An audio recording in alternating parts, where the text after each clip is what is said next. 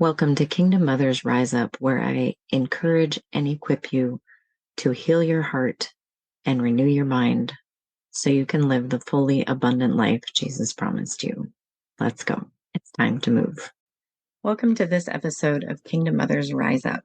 I want to talk to you today about some lessons from Nehemiah. This is a passage that the Lord has used to speak to me for a very long time. The idea of mothering being important work. Like Nehemiah says, but in Isaiah 6:3, he says, I'm carrying on a great project and I can't come down to the people that are trying to distract him. And the Lord gave me that when my children were young and I felt called to homeschool them. And so that meant I didn't have time to do a lot of volunteer things. I didn't have time to work a job. And there sometimes felt like pressure, like you're home with your kids all the time. You should have time to do all of these things. And it was like, no, the Lord has called me to a great work of raising future adults. And I don't have time for your stuff. And then there's been other times where he's brought it back to me as well. That as moms, I kind of wanted to give you an overview of the truths that the Lord has highlighted to me out of Nehemiah. So, first of all, Nehemiah was grieved by the state of his country, his homeland. He had been, or his family had been, I guess I'd have to check my timeline on that, removed from Jerusalem, and he was actually serving a foreign king. The king had allowed some of the Jews to go back and rebuild the temple. And he heard a report that, the temple, they started building, but now stuff is stuck because there's no walls, there's no gate for the city. So how does it work to build a temple that's full? The Jewish temple was filled with gold and all kinds of valuable things if there's no wall to protect it. And if the people don't feel safe and that they need to be defending themselves, then how do they carry on with the work? And so he was grieved and he let the king know that he was grieved and he had favor with the king. So the king asked him, what was going on. And he made a bold request for the resources to rebuild the wall, for military protection, to get him there and to get the supplies there. And he made a big, bold request of this king to rebuild a city that, he had, I don't know if he had captured it, but that had been, captured and demoralized, really. But the king granted him everything he asked for, gave him letters saying, I know what he's doing. He has permission. There's nothing wrong with what he's doing. When Nehemiah gets there, he goes out and he does an evaluation of what's the condition of the city and of the walls so that he knows what he's dealing with and what he's working with. And I guess I relate to that as a coach because before I can help you, I need to know exactly where we're at. We need to know what we're dealing with. What resources do you already have? What do you already know? What things are stopping you? Where do you have resources? Where do you lack resources? All of that kind of stuff. So Nehemiah goes out and does this evaluation to see how bad the damage is and what work actually needs to be done. Because again, as a coach, I don't want to come at you and just be like, this is what I do. And so here's all the work to do. Steps 1 through 9. And you're looking at it like, well, I've already done 1 and 4, and I'm like halfway through 7. I don't need to give you that work if you've already done it. And Nehemiah certainly didn't need to plan for rebuilding sections of the wall that were already done or that weren't that damaged. And then his method to rebuild the wall was to assign everyone to their own section. They were responsible for rebuilding the wall close to where they lived.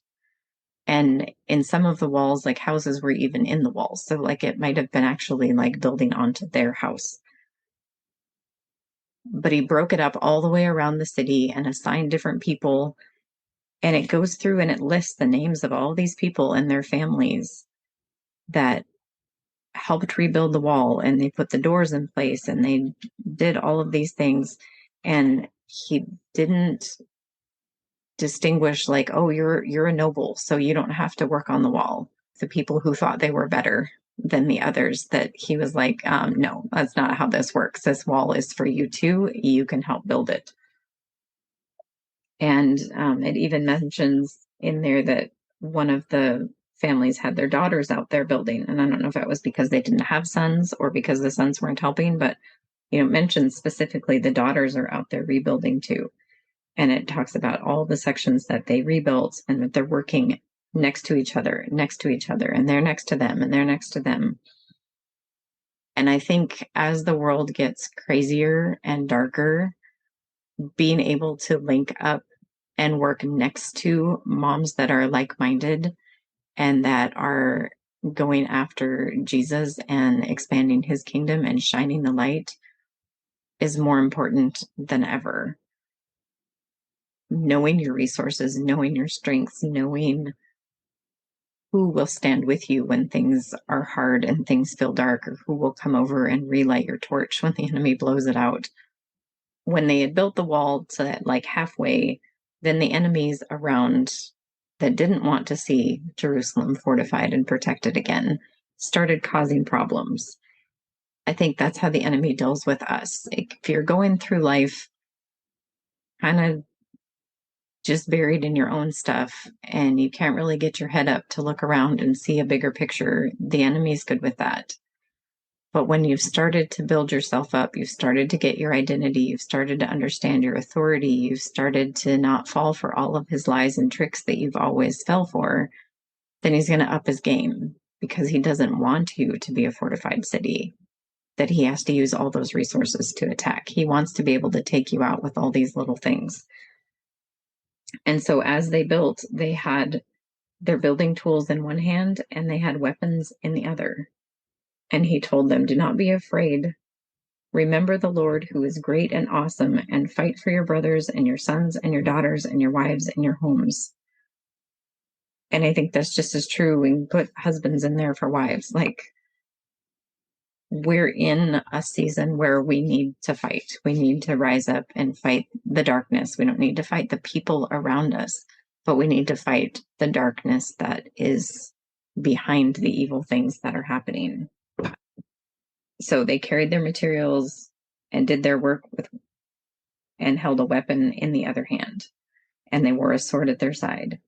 And he talked to the nobles that were working with them, because they're leading people in coordinating their different sections of building. And Nehemiah had a trumpet. So he's like, when I sound the call, this is what you need to do. And to have people in your life that you can send out that call to, whether that's a text message or phone calls or messenger or whatever, not a public Facebook post, but a group that you can send that message to, and they will actually pray for you, and they will listen to the Lord, and they will bring that encouragement and truth and perspective when you sound the alarm. And something else that really stood out to me is, as they were working on building the wall, the people of the tribe of Judah were like, there is so much rubble in the way from the way that the wall was broken down that we can't even get in there to build. And that part really speaks to me, because in my own journey of trying to grow and trying to change and be more like Jesus, looking back at it now, like, there was just so much rubble in the way that I couldn't do the work I needed to do. Like, there was a whole bunch of pre-work I needed to do. So people were telling me to, take my thoughts captive, or to stand in my authority, or just stand in faith, declare the goodness of the Lord, these kind of things. And they didn't work for me. I didn't think. I couldn't see how they were working, because there was so much other rubble in the way. Like, there was so much hurt. There was so much confusion about who God was and how he interacts with us as his daughters.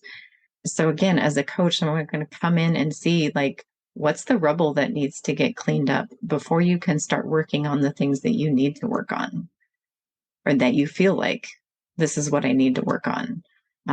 Like I talked to a client the other day, and just like, I need an organization system. Like I need this great system so that I can just function on autopilot because life is so busy. And like, yeah, that'd be awesome. That would be a great thing to have. But the rubble that's in the way of that system working, even if I could hand you the perfect system or help you design the perfect system, there's this rubble in the way of you not being accountable to yourself.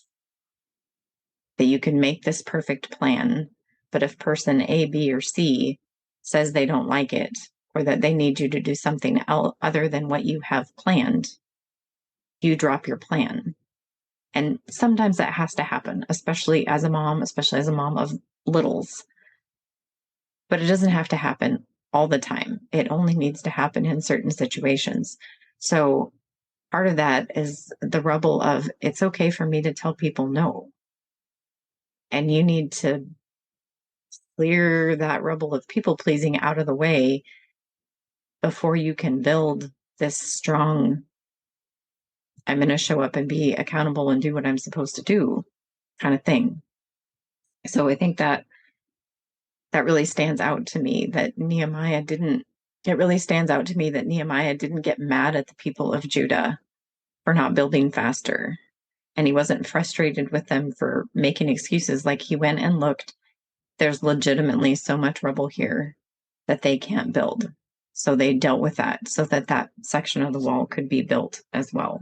And then I thought when the enemies came and attacked him, they used their words. They weren't physically attacking, though there was obviously the threat of that if they're carrying swords while they're laying bricks. But the enemy used words to say, I'm going to go tell the king that you're doing this, and I'm going to go tell the other people that you're leading a revolt against the king, and I'm going to spread all these rumors. And what is that? What are people going to think of me as I'm saying that? Like, oh, that has way more power in my life than I want it to right now. Of what are people going to think of me, even people I don't even know. But Nehemiah is able to respond. It's in 6:8. Nothing like what you were saying is happening. You're just making it up out of your head. So he's able to hear the enemy's accusations, and here's what I'm going to go tell people, and be like, that's not happening. I don't even need to entertain this. I don't need to have this discussion. I'm carrying on an important project. I'm not coming down to discuss this with you. The things that you're saying aren't true. And to be able to stay in that place of faith with the Lord, that like, okay, Lord, if you're not telling me I'm doing anything wrong, then I'm going to stand in this place of, okay, you're just, whatever you're coming up with, you're making it up, and it doesn't impact me because I know it's not true.